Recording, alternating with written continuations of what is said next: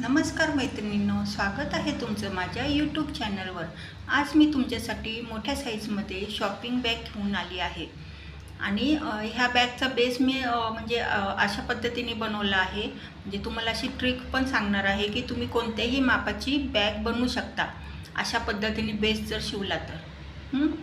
चला तर मग आपण व्हिडिओला सुरुवात करूया आणि व्हिडिओ शेवटपर्यंत नीट बघा बरं का, म्हणजे तुम्हाला बेस कसा बनवायचा ते कळेल। आता ह्या शॉपिंग बॅगसाठी मी 18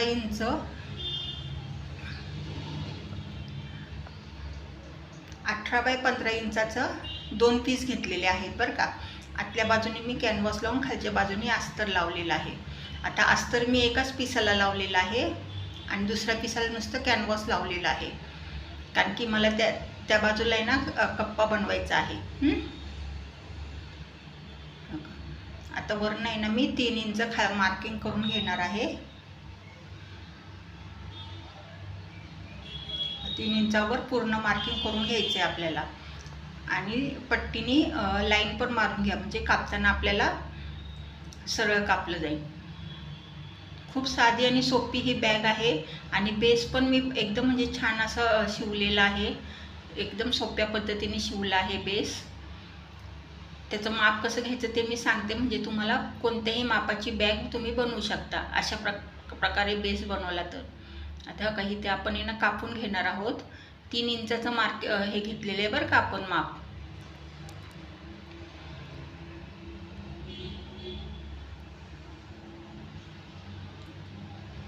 आणि चांगली मोठ्या साईजमध्ये ही बॅग मी बनवलेली आहे।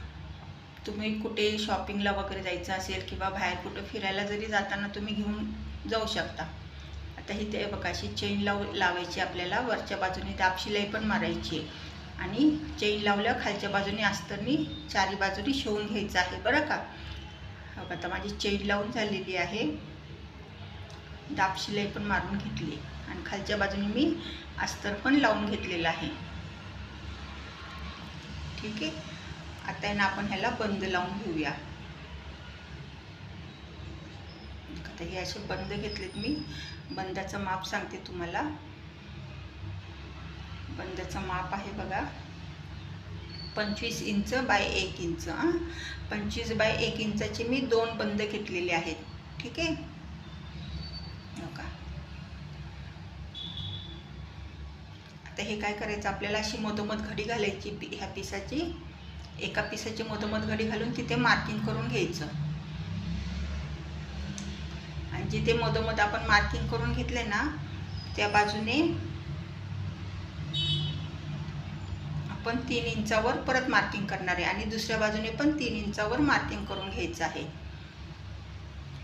ह्या बाजू इकडे आणि इकडे 3-3 इंचावर मार्किंग केलेलं आहे। आता दुसरा पीस घ्यायचा आहे आणि दुसरा पीस एकदम ह्याच्या समोर असा ठेवायचा आहे, म्हणजे समोरासमोर ह्याचं जिथं आपण पहिल्या पिसाला मार्किंग केले ना तसंच मार्किंग इथं म्हणजे त्याच्याबरोबर मार्किंग करून घ्यायचं आहे। बघा, म्हणजे काय होतं, आपले बंद आहे ना कधी कधी काय होतं, बंद मागे पुढे होतात, म्हणजे असं बरोबर समोरासमोर बंद येत नाही। अशा पद्धतीने तुम्ही मार्किंग करून घेतलं तर बंद एकदम समोरासमोर येतील अशा पद्धतीने। आता इथे आपण दोन्ही साईज ह्याला पिसांना बंद शिवून घेणार आहोत।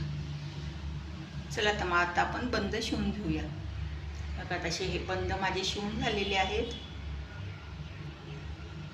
जर तुम्हाला ह्या साईडला पण कप्पा करायचा असेल तर तुम्ही करू शकता।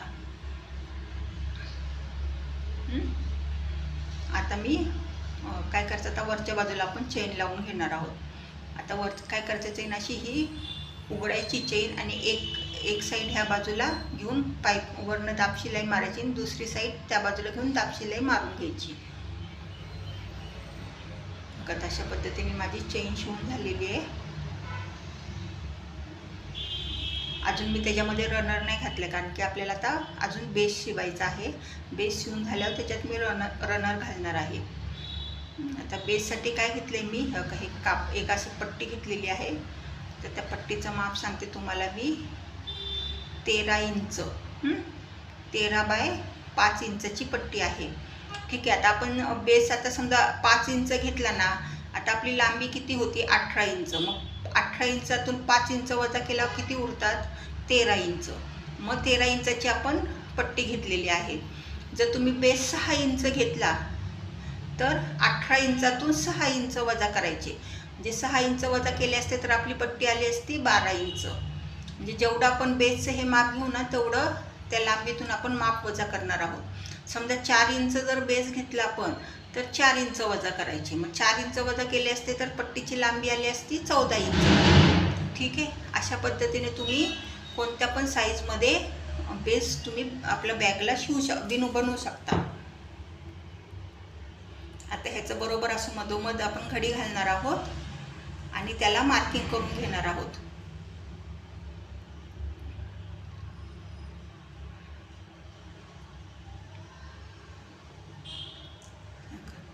आणि हे जे वरचे दुसरे 2 पीस आहेत ना त्याचे पण बरोबर मधोमध घडी घालून मार्किंग करून घेणार आहोत. म्हणजे शिलाई बरोबर समोरासमोर येईल आपली. बेस कसा शिवायचा कटिंग करायचा कळलं ना तुम्हाला. बघा आता ह्याचं पण बरोबर मार्किंग करून घ्यायचं असं अशा पद्धतीने. आणि आता ही पट्टी अशी इथे ठेवायची आणि हे असं शिवून घ्यायचं आपल्याला.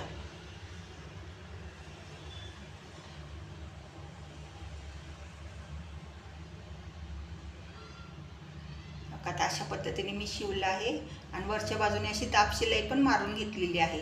आता मी आतमध्ये कॉटनचंच कापड लावल्यामुळं वरनं दाब शिलाई एकदम परफेक्ट बसलेली आहे बरं का. आता आहे ना मी रनर घालणार आहे चेनमध्ये आणि त्याच्यामध्ये मी एकूण म्हणजे मोठी साईज असल्यामुळे मी त्याच्यात 2 रनर घालणार आहे. अशा पद्धतीने 2 रनर मी घालून घेतलेले आहे. आता ही बॅग आपण उलटी करूया.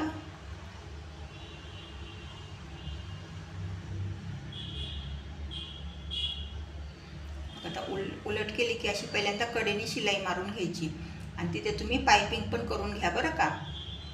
आणि नंतर शिवून झालं की हे कोपरे आपल्याला अशा पद्धतीने शिवायचे आहेत. आणि मग इथे पण पायपिंग करून घ्यायची आहे.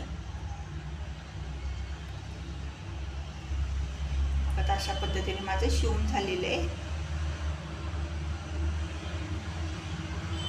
आता आहे ना आपण आपली बॅग ही सरळ करूया. हे बघा अशी ही बॅग आपली तयार झालेली आहे. एकदम मोठी साईज आहे. एक कप्पा तयार आहे बाहेरचा हा आणि आतला हा कप्पा मोठ्या आकारामध्ये आहे आणि आतमध्ये मी एक छोटा कप्पा पण बनवला आहे. आणि बेस पण एकदम मोठ्या साईजमध्ये झाला आहे. कसा वाटला मग व्हिडिओ आवडला ना. चला तर मग व्हिडिओ आवडल्यास व्हिडिओला लाईक करा आणि जर का तुम्ही माझ्या चॅनलवर नवीन असाल तर चॅनलला सबस्क्राईब करा. म्हणजे असेच छान छान व्हिडिओ तुमच्यापर्यंत लवकर पोचतील. धन्यवाद.